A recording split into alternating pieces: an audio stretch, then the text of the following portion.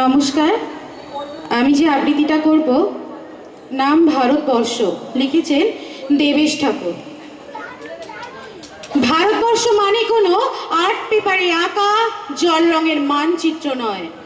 ভারতবর্ষ মানে শুধু হর্ষবর্ধন কিংবা বাবরের বিজয় বার্তা নয়। ভারতবর্ষ মানে বিজয় সিংহের সিংহল জয় ফ্যাসিস্ট গৌরব গাথা নয়। ভারতবর্ষ মানে মীনাক্ষীপুরম কিংবা জামা মসজিদ নয়। ভারতবর্ষ মানে নেহেরুজুর বংশানুবৃত্তি কিংবা জিন্না সাহেবের অলিখিত শ্বেতপত্র নয়। ভারতবর্ষ মানে এক ভালোবাসা, আমার, তোমার, শব্দের, সঙ্গীতের, জীবনের, আকাশের, মাটি। আমাদের প্রাইমারি স্কুলের কলুখা সাহেব সাদা দাড়ি, মাথায় ফেস, ডিল করাতেন আমাদের। বাবা সকলে পা আর হাত মিলিয়ে মিলিয়ে ফেলো, ডান বাম ডান বাম। কলুখা সাহেবের গড়ির মাটিতে আজ ফেরেশতার হাসি ভারতবর্ষের চিরাগ হয়ে জ্বলছে। বদ্র মিয়ার হাতের কর্ণিকে শিব মন্দিরের গায়ে কত ফুল কাটা, আর তার জোগাড়ি হয়ে মশলা মাখছে ঈশান বাউরি।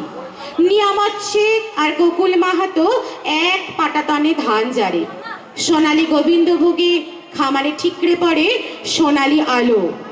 পদন মাঝি দাঁড় টানতো যুবতী গঙ্গায়, বৈঠা ধরত হোসেনুর মাঝি। সামলে চলো মাঝি, সামুদে কাঁচা খাকির গান, সোরাবালির সোরের ঘূর্ণি জলের ঘা। আমার ভারতবর্ষে কোনো গেরুয়া রাজনীতিবিদ কিংবা ইমামের নির্দেশিকা নেই। এখানে কোনো সংহিতার হদিস ছাড়াই কোজাগরীর চাঁদ অকৃপণ আলো পড়ে ঈদগার ওপর, আর রমজানি চাঁদ তুলসী মঞ্চের গায়ে পূর্ণ আলো দেয়।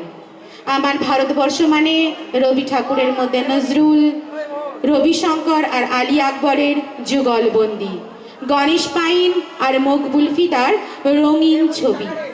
আমার ভারতবর্ষ মানে লালন ফকিরের গান।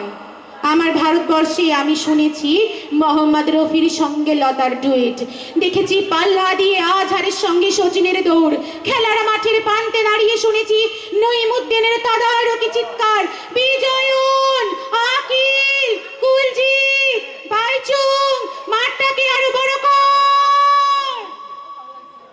মাঠ দিন দিন ছোট হয়ে যাচ্ছে, মাঠটাকে আরো বড় করা দরকার, অনেক অনেক অনেক বড়। নমস্কার।